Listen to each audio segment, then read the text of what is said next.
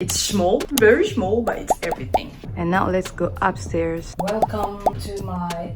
Where's the light? I couldn't turn it on. Okay, redo. Welcome to my toilet. Interacting with Japanese people that are induced to alcohol is like... I've already prepared everything I want to wear for a day because I'm a freak. Oh my god, I think I have insect attack. Where am I? Or some fukuruku, something, I don't know. Carry more cash. Toilet door is open. This door is open. Upstairs I left it open. The bathroom door is open. I don't know. Listen to this. Look at my oily face, guys. What's up, Yakuzas? It's your favorite drama queen. Okay. So, if you're new to this channel, my name is Ila and I go by Crazy Ila. I live in Japan and every Sunday I upload a video about my life in Japan. Whether it's a solo trip, whether it's a straight interview, or maybe a chat with another guest where we're breaking down facts about living in Japan. So if you like this type of content, you like my face, you like the vibes, or anything around this channel, don't forget to subscribe and also follow me on my social media where I am posting more about my day-to-day life in Japan. But if you're a returning subscriber, you've been here already, you know the vibe and you know how we roll. Thank you for tuning back in. So as you guys know or have seen from my previous video, I am currently in Kyoto where I am doing my solo travel, and in this video probably will be the final video of the trip. I will be talking about three things. The first will be showing you around my condo, the Airbnb condo that I booked. In the second part of my video, I'm going to be breaking down the overall cost of this trip, and then the last part of the video is going to be a chat or maybe like a brainstorming with you guys if solo trip is actually worth it, is it overrated, and how was my experience solo traveling in Japan. So let's get going.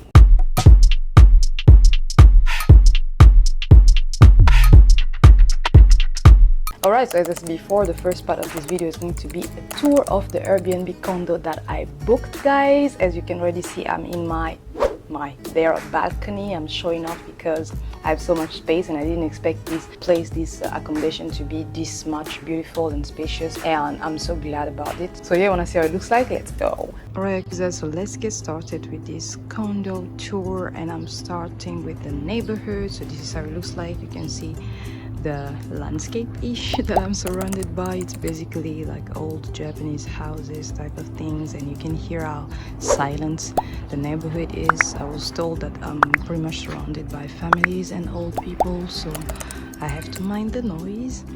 And this is the front of it. There's like a mini temple or shrine, I don't know what to call this, a mini shrine next to it. Not sure what it means, but sometimes it's just like a place for prayer for people who belong to this religion, and maybe something related to the previous owner who is deceased or something like that. So now let's get inside the accommodation. Alright, so this is pretty much how the accommodation looks like from front. It's nothing spectacular. Maybe if you're used to Japan, it's like an everyday thing. I have no clue what this kanji means. It's closed, and this is like where you have to put the code, and this is very important actually if you're traveling alone as a woman, to make sure that the door locking system is pretty secure. And this one is like locked automatically, and I have to input a code that was given to me by the owner.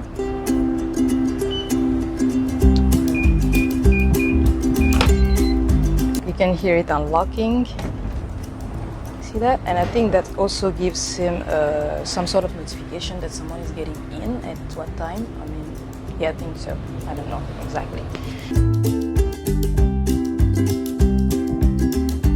This is directly what I see when I get inside the accommodation. So there's a door that leads to the living room and dining and all that, and there is the stairs that brings you to the bedroom. Here is my suitcase, and then you have a very simple type of rubbish bin, whatever you call it. You can hear the neighbor's bicycle. That's what I talked about, guys. It's really not soundproof in Japan, and it feels like someone is getting in here. Anyways, in the trash you have like burnable and unburnable, which is usually rare. It's pretty much my first time to see this in Japan. You literally always had like 4 or 5 type of bins with like cans and things like that. And as usual in Japan, I'm not sure, but now you pretty much know that they are no shoes type of people inside their accommodation. So now let's start with the living room area.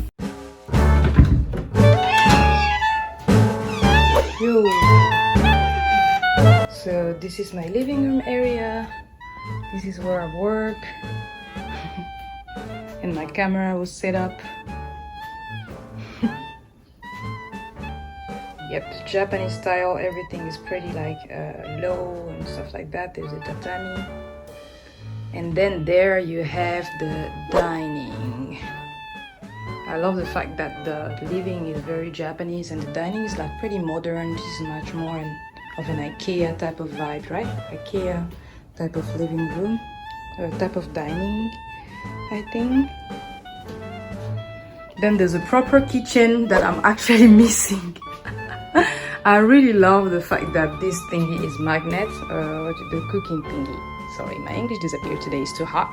And I always burn things if you watch my stories on Instagram. And this is much more nice because you have the timer on it and you can like set the fire level. I guess that's why it's more expensive than my gas stove, duh. And pretty much the spices that I bought on my first day.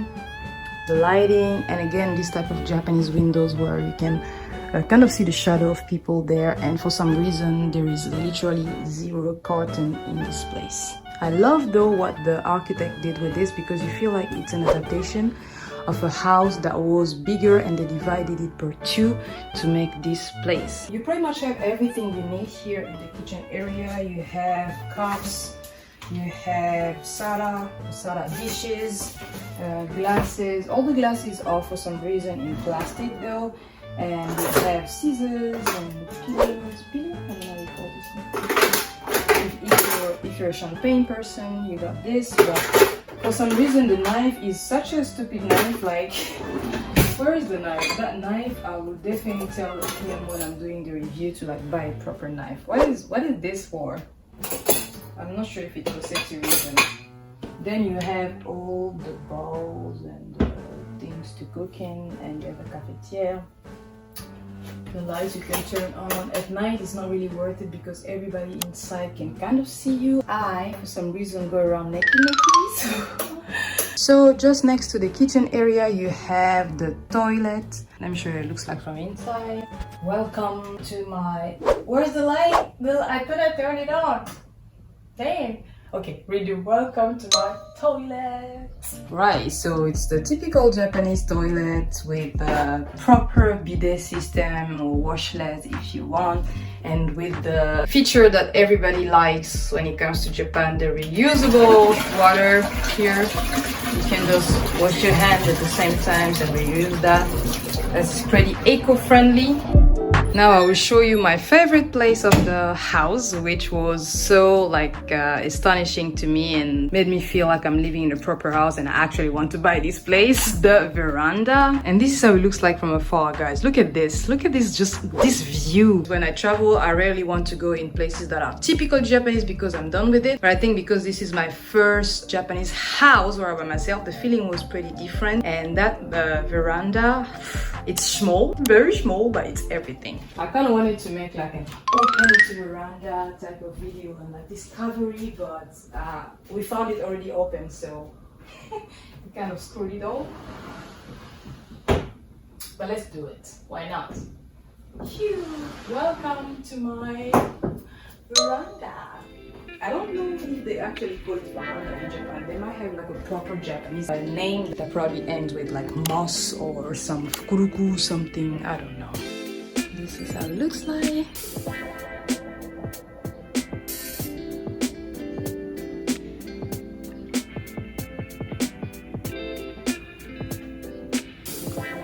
And these are the neighbors up there. They can literally see me. Maybe now, maybe not. Yep. The other thing that I like about this place is that it's so like handicap and old people friendly, because everywhere there's like a rack that you can use to support yourself or standing and stuff like that. So I think it's well designed for people who have lower mobility. I don't know what this is. If you guys know more about Japanese architecture and house design, I didn't understand why we have to have a flat door, like stagnant water here. Maybe is it for feeding this plant, but it's a mosquito breeding spot. I will show you probably how it looks like by night.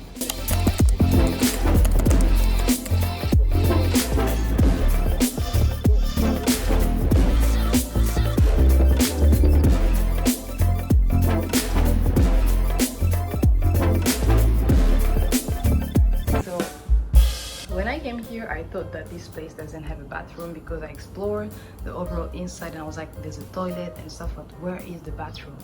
And then I found it outside. So here is the bathroom.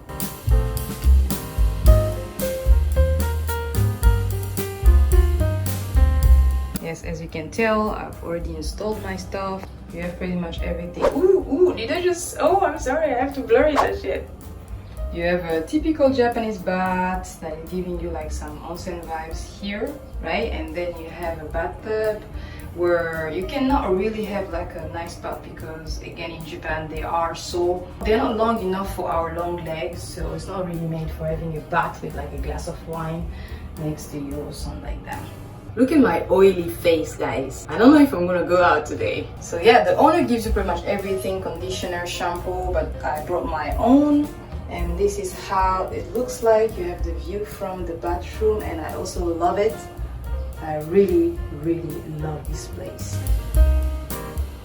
And this is how it looks like from this angle. Living room, bathroom. And now let's go upstairs so that I can show you the bedroom. It's just right there. Okay, let's go. The stairs to the bedroom is pretty steep, and when I saw it I was like, it's pretty common for me in Japan to feel like the stairs are so steep, and that's also because they usually don't have much space, right? So let's go up.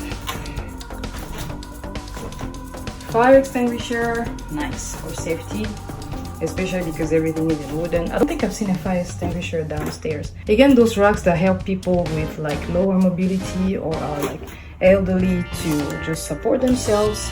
And then you get inside the bedroom. I love what they've done here with the space because instead of walls they have put this type of Japanese design door. It makes you feel like it's giving to another space, but it's definitely just like the stairs that we just took. Boom, like that. Interesting, right? Okay, so now let me show you the bedroom. Here we go, nothing special. It's the typical tatami room in Japan, and the owner prepared one futon for me because, well, you know that I came by myself, and it was nice of him because sometimes I mess it up. And the fact that the ceiling is so high is also pretty nice. It's kind of scary at night actually because it's pretty dark up there, and he made sure to put the lighting so you can, like, if you're really scared, you can see what's going on up there and like lighten up the overall high ceiling. This is how it looks like from this angle. There from the window you can see the neighbors and the veranda, and here you can see also the neighbors from, you know, the street. These neighbors are really, really noisy. They have kids. And the next one is like an obachan, very cute one. Look at this. Those racks, very thoughtful, love it. There is no curtain, but there's this thingy, right? Familiar with that? Yeah, I'm already tired. And then there's a futon place that you guys might probably know. Let me show you how many futons he has there, just in case you want to come to this accommodation. I'll actually put the link of it down below, the Airbnb link, so maybe if you ever come to Kyoto and you're looking for an accommodation, this will be perfect for you. It's 15 minutes walk from the station and it's pretty accessible to buses and all. So these are the futons. Yep, nothing pretty amazing. Unusual, right? It's just a futon place. Look at the details. This room can contain about 2 to 3 futon and not more. I bet by this time you're probably wondering about where did she put her clothes and stuff, and why her suitcases at the front door. My suitcase is there just because I was pretty lazy to get up to go up with it. And no, there's no closet in the bedroom, and that's because it is right here in the living room, and I'm about to show you. So, yep guys, here goes the closet room, and it's not as spacious as you think because guess what? It's giving to the stairs there. All the space here is for hiding the stairs, and then you have, yeah, this door is being really hard on me.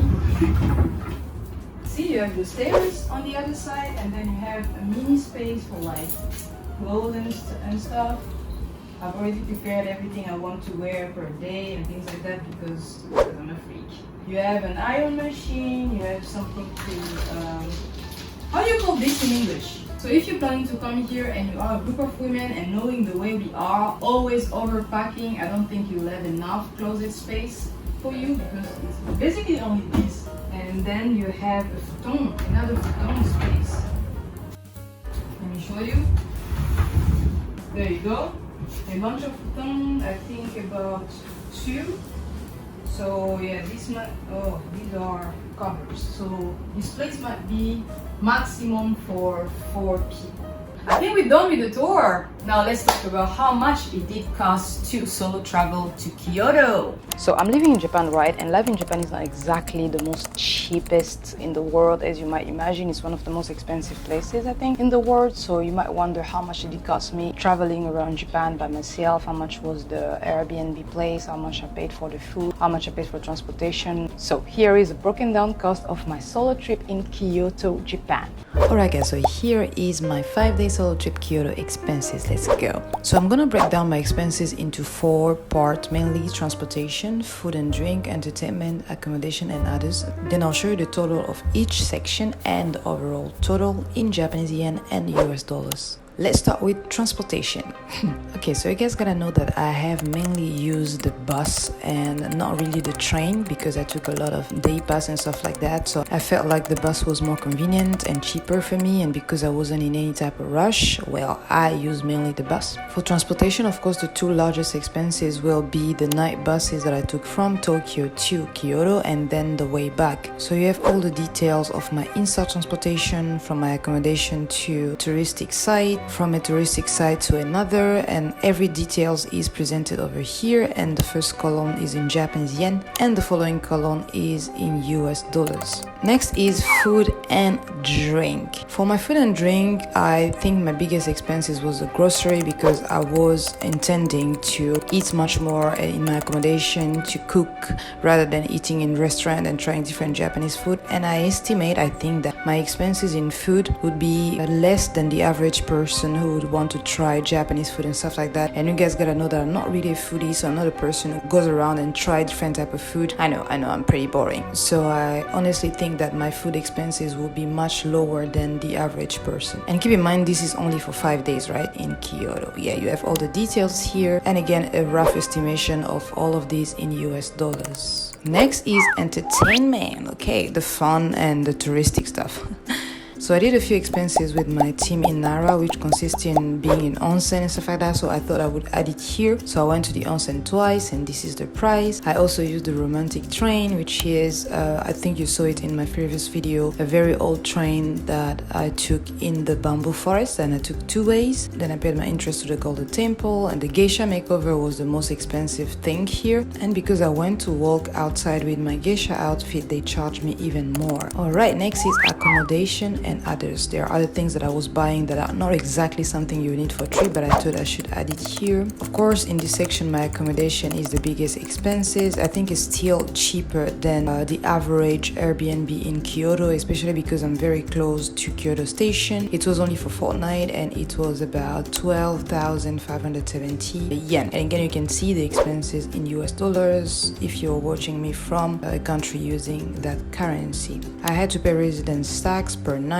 and for some reason my accommodation decided to separate it, so I randomly found an envelope in my accommodation, and I was supposed to put some coins in there. Now let's look at total expenses section by section, and here I am not surprised that entertainment is taking the largest expenses. Accommodation comes second, and then transportation, then food and drink. This is pretty much expected. I believe that accommodation and transportation would be the highest, the largest amount of expenses, but because I did the geisha makeover, entertainment is occupying the largest expense in this trip. Now in total we have 67,485 yen, and in US dollars it's roughly 670. Yeah, so I think I did quite a good job in this trip. Actually, I expected it to be more expensive. Usually before traveling I prepare an amount of money and then I go, but for this trip I just went freestyle, and then I did the total of expenses right after. And looking at the price, I'm really satisfied. I didn't spend that much money on this trip, and I highly recommend. again. So before I was able to do a solo travel in Kyoto, Japan, I obviously Googled and searched what are the benefits, what are people talking about solo traveling all over the world. Is it like worth it, or is it safe, or what will I gain from it? And as I told you in my previous videos, guys, this is not like my solo trip per se, but I think basically it's the first time for me to travel in a place where nobody's waiting for me, no family, no friends. So I guess that's the definition of solo trip per se, I don't know. But in a way that it's not like I've never traveled myself to some places alone before. And all the benefits that people have talked about when it comes to solo trip is that it helps you grow as a person. You have a different point of view on the world, like a wider point of view, a more global point of view, because you meet people of different beliefs, you meet people of different religions or different customs. So it's pretty maturing as an activity. So I was thinking, yeah, I would do the same thing for me, and I would feel chill and I would feel relaxed. But here is what happened. So of course, solo travel is great. It's not like I'm going to be shitting on it if you expected that. It's not really about that. It's that it depends exactly on what you want and what difference you wanted to make in your life. For example, for me, coming to Japan, I think was already much big of a solo travel, because I moved from my country, from my city, to a country I know absolutely nothing about, and I came by myself and I was living by myself for a while. So coming to Japan itself is already much more of a big solo travel experience for me. All the benefits of it, as of like maturing as a person, understanding other people's culture, and having a broader vision of life, I think I got them somehow, at least like when it comes to Japan. And Kyoto is still in Japan, so the culture is the same, the people are the same, and it's not exactly like I am coming across a culture or a landscape I actually didn't know nothing about, because I've also been in Kyoto before. And as far as I understand myself, I don't think I have a huge problem staying alone, staying by myself in a space. The only difference is just that the environment is different, which fits me a lot, which pleases me a lot, because I think I told you in the video where I was talking about my visa history and visa application in Japan that I have a thing for changing my environment every now and then. So being in this environment by myself, it's pretty new and it's pretty spacious, is the thing that I think made the difference for me in this solo trip. And I feel more calm. I think you can tell even from my way of talking in this video, I'm not exactly very hyperactive. I'm just like very calm and very down to earth and things like that. And I've also noticed that I really need space. I think everybody needs space. Not like an LA mansion per se, but like my apartment, or every apartment that I've had in Japan so far are pretty small. And in this condo, there is so much space for me, and I go around very much. I go up and down for absolutely no reason. I just move around. I've also noticed that I keep the doors open most of the time, even if it's summertime right now. And in this balcony, I literally have a lot of insects and mosquitoes and stuff like that. There's like this sort of stagnant water. I don't know what's the use of it. If you guys know what it's useful for, tell me. But to me, it's just like a literal hotel for mosquitoes to multiply. So I don't think it's very convenient for me. So yeah, this is just to say that I am not afraid to let the door open despite the insects, despite the heat. I use the AC every now and then. I just turn it on for like 5 minutes. The moment the place is cooled down, I turn it off, open the door. It's very silly as a process, but just because I want to have the doors open, it gives me the feeling of freedom and also makes the space much bigger and accessible to me in a way. Like if you come here right now, toilet door is open, this door is open, upstairs I left it open, the bathroom door is open. I don't know, it's just the way I'm processing things, and I'm noticing that today. I've also noticed that I go around naked. I'm not sure why. And that's why I don't have many videos of me like doing activities in the condo per se, because I'm going around literally with no clothes. I literally did put this dress on just to record this video. Can any of you relate? It's not like I'm a nudist. I don't think I can go to that extreme per se, and it's not like I'm a hippie, so I don't think I'll reach that level hardcore of like someone solo traveling and backpacking and living her life in nature and stuff like that. But yeah, this is just one of the things that I've noticed of me being away from my living place. Solo traveling gives you benefits, as I said before, depending on what your goal was. If your goal was like isolating yourself from your previous environment because you were too much surrounded by people and you want to be alone, and yeah, solo travel can be good for you. But I think you can also do that in your apartment, that like just lock yourself in and not see people. But that's unless you want to actually change the environment and you're not solo traveling to be solo in a confined place. It wasn't the case for me, of course. I'm not like trying to isolate myself from people because I can pretty much do that in my apartment. But yeah, as I said before, I also love changing the environment. Or some other people can also solo travel because they want to meet meet new people because they want to interact with different type of culture and stuff like that, that would be actually okay, especially if you're going in a country you speak the language of, or you're pretty much of an extrovert and you don't care much. And I also don't think that was the case for me. Like I've been living in Japan for 5 years. I know the culture pretty much, and I don't very much speak the language as well, so I didn't expect myself to interact so much with the locals, because we wouldn't understand each other to the level I would want to like make friends. Of course it would be great if I bumped into people and we just like made friends here and there, but that's just not a thing in Japan unless you are a drinker, so you can like meet people in bars and stuff like that. I don't do that pretty much. I was trying to go to like a bar nearby at nighttime and like interact with people, but interacting with Japanese people that are induced to alcohol is like, I don't want this type of interaction much, if you feel me. When it comes to like solo travel for making friends, doing the snorkeling, I don't know, the activity you do when you go around, you live in different people's places and you interact, like sort of like a guest house with different families. I'm planning to do that in another trip, maybe not this year, because whether you like it or not, traveling costs sometimes the money that you don't have. So yes, I'm planning to... Oh, we have an announcer. Can you pass first?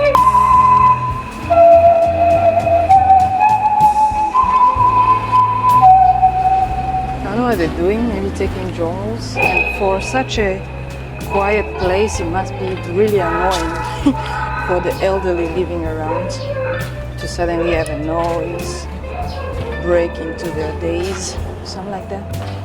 I'm literally going around with this. I think it's like broken. See that? So yeah, when it comes to making friends and interacting with locals, I'm planning to do just that. But maybe, is he following me or something? What the fuck? Oh my god. Yeah, maybe not in Japan, maybe not only in Japan, maybe that's just a general thing that I would want to do in many other countries. I'm planning to visit Norway. I've been saying that for a while now in my story, but Norway is also a pretty expensive country, right? And yeah, I want to see the Northern Light and the fjord, and of course all the Viking museums as much as I want, because Lord knows I love Bjorn Ironside and Ragnar Lodbrok. I would love to see this type of historical site that tells Viking history and stuff. It seems this camera application is doing such a bad job when I don't see what I'm doing, so yeah, back to front camera. Interesting. I'm literally going around my accommodations area, so you guys can see what it looks like. At the same time talking about solo trip. So the other benefit or the other thing about solo trip that I think I came for, sort of, is that it gives you so much control about things you're doing on a daily basis, because you're doing pretty much everything you want on your schedule. You're going anywhere you want. Today when I woke up, I was thinking that I will go to the Golden Temple and then visit, what's that? I don't know, some touristic places that were recommended by friends, especially because it was a rainy day yesterday. People were telling me where to go and where not to go because there was some sort of flooding incident happening. And then when I woke up, I was like, I don't think I want to do that per se today. So yeah, so the fact that I have like so much control on my schedule is so empowering as well. I feel like I could literally do anything. So if you want to travel by yourself for that goal, because you want to have a freedom in your schedule, a freedom in your action, I think, yeah, definitely I recommend solo travel for that sort of goal, that sort of purpose. You can also solo travel for chillaxing, going to some places where there are fancy massages and what is that, sauna and whatever name they give it to, some meditation places and all these things that people seem to give so much credits and benefits. I cannot just come here and deny what they feel like they did, but to me sometimes it feels overrated to say you had a life-changing experience after doing some sort of massage, Thai massage or whatever. Maybe I'm just a hater, I don't know. So you can solo travel for that, I guess, as well. I tried to do that actually because I came here with my most expensive soap, my most expensive unused lotion, and I thought I would take like a very nice bath and just sleep in there. I haven't done that yet because I didn't have the time per se, and I don't know if I'll have the time. But the thing is, you can also do that in your place. What will be the difference? I don't know. You tell me. Maybe the difference, oh, there's like a shrine. Maybe the difference in Japan will be that you have a bigger bath in like Airbnbs, that came out really Frenchy, Airbnbs, and not in like our very small apartments in Kyoto. So yeah, that might make a huge change for you. And about going out and visiting touristic places, I'm literally in Kyoto. This is one of the most touristic places in the world, and I didn't really feel like going out much because I was like, the place that I booked looked so much nice that I wanted to enjoy it more, stay around in that big ass veranda, the living room, the bedroom, and you know, all of that. Was not only because I paid money for it. I don't understand the concept of using an accommodation like that just for sleeping and going outside. So I wanted to enjoy it much more. That's why today I don't think I'm going to go out at all. Yeah, I'm chilling in, I'm staying in. And what else? The time. Time is very important in this type of trips, I think. When you're solo traveling, I think you should take as much free time as you can, because if you have like 3 days only or 2 nights only, you'll end up doing things because you're in a rush. You'll end up trying to visit places because you don't know when you're gonna come back to that space, so you'll end up doing like those rush hour tourists, going in 10 places in one day, you know, things. I think that type of solo travel is definitely not for me, because even if I don't want to, I will end up doing things. Oh my god, I think I have insect attack. No problem, I hijacked myself with insecticide again today. Yeah, so I think I'll end up doing things in rush, which defies the overall goal of a solo trip. For me, I would definitely recommend to have as much time as possible if you want to do a solo trip. But I don't think if anybody has time in this life where everybody is running after money, after, I don't know, paying bills and shit like that. It's pretty hard. If you have the opportunity to travel, you should do it now that you're thinking about it, because the more we get old, the more responsibility we have, the harder it gets to be able to travel freely. And I'm saying it like it's just for free. I know there's also money involved in the process, so yeah, you might also think about how much money you have in your bank account and not go back to the reality where you have 0 yen. So I definitely wish I had more time. And will I do this again? Yes, or hell yeah. If I have the time and the money, I will definitely jump into a night bus that is quite uncomfortable to go visit some city. Maybe not only in Japan. Probably the last thing I would love to talk about in this solo trip is traveling solo as a content creator. Most probably feels different than traveling solo with like no internet and no like idea of showing people what you are going through, places you're visiting, and recording like right now and talking about the actual trip. Must be feeling very, very different. So for me as a content creator, it was a great opportunity that I'm absolutely thankful for, to show you and experience at the same time my first solo travel in Japan. I think I will have to, not I'll have to, but I'm also planning to have like a trip like that, or a solo trip where I don't have to be connected to the internet or somehow filming everything that I'm doing, you know, things like that.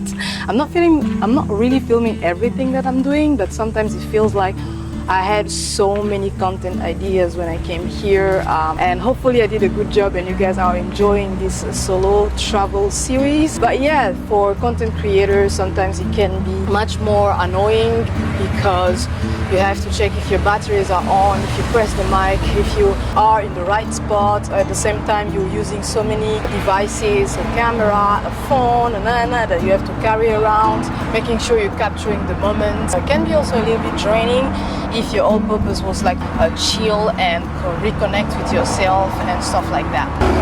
Where am I? So yes, solo travel definitely gives you all the benefits that books and people online say it gives you, but you have to understand what you're doing it for, what's your purpose, so that you can set up the system and the overall schedule in a way that doesn't defeat your goal.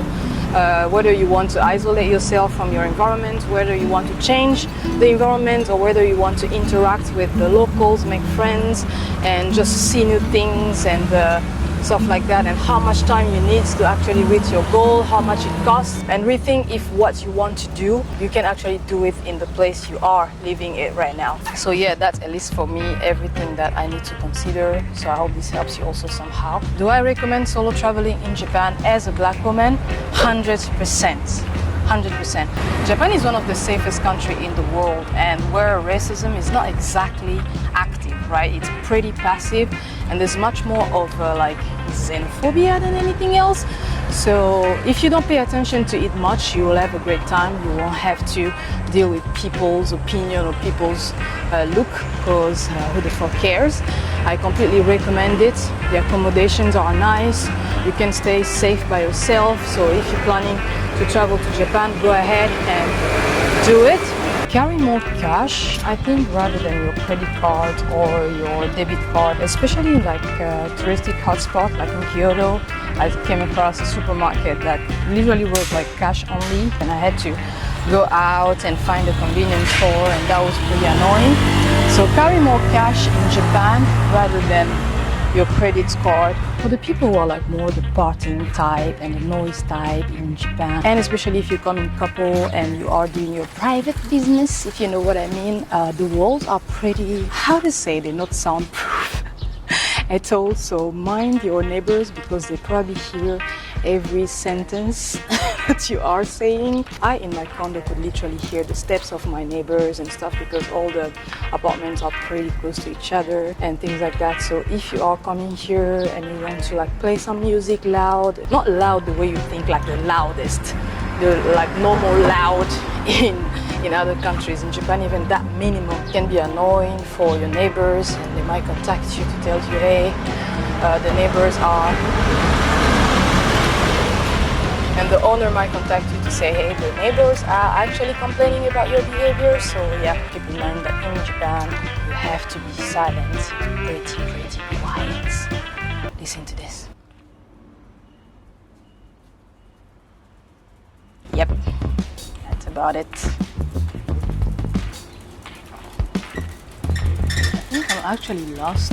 Usually it's written on your Airbnb booking the level of decibels that you should be reaching and not exceeding, right? So don't forget to read that. I mean, an actual nice neighborhood. Interesting. When you're outside of these touristic hotspots in Kyoto, you think that the overall city is like traditional houses and temples and shit like that, but it's definitely not. It's like same as, I don't know, Nakamiko or Judoka. Pretty same. Yeah. So yeah, I hope you enjoyed watching this video, and if you did, give it a thumbs up. Don't forget to subscribe to my channel and actually hit the notification bell so that you can be notified every time I upload a video. This was a great trip and I'm thankful for it. I hope you enjoyed the overall Kyoto solo trip with me. Arigatou gozaimasu.